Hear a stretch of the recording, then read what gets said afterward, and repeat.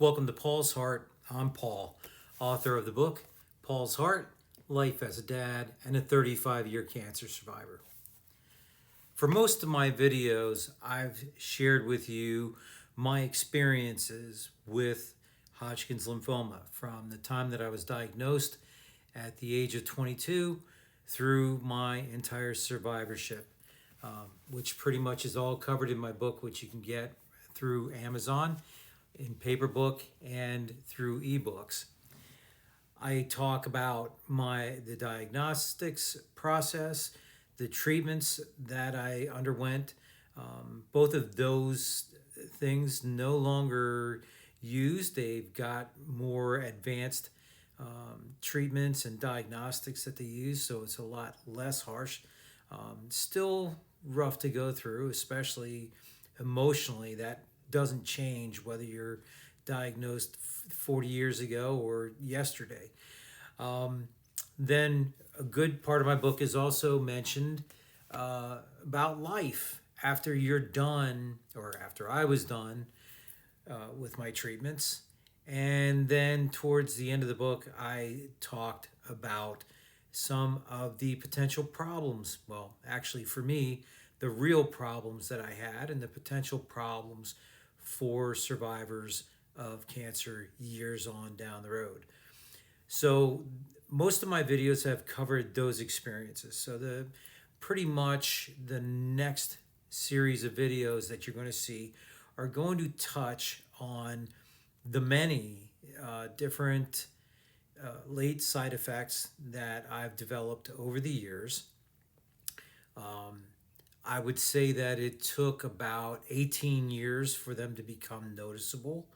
Again, just a reminder, I'm in remission 35 years. Um,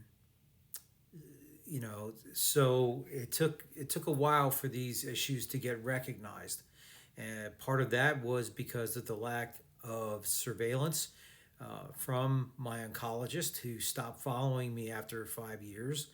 And 30 plus years ago, nothing was really thought about tipping off your primary caregiver of things that they should keep an eye out for as you live a long life after cancer, things that might develop from the stuff that you were exposed to.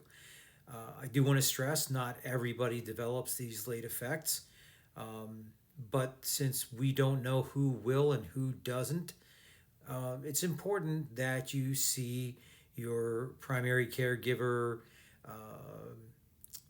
general practitioner, family doctor, whatever you have, that annually they keep an eye out for certain things based on your treatment histories.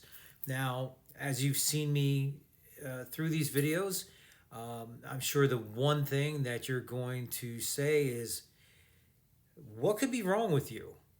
Um, you know, you're looking at the shell.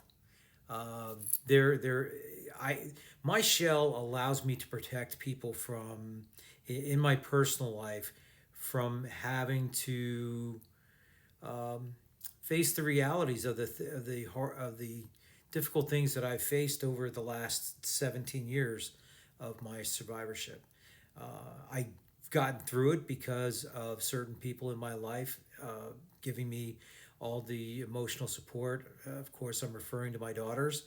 Um, and of course, having the right doctors behind me taking care of the things that come up.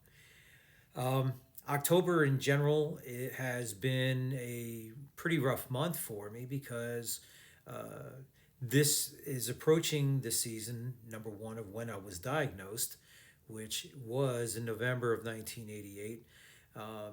But as far as my late side effects go, I have had to have three major surgeries in the month of October to deal with some of those late effects.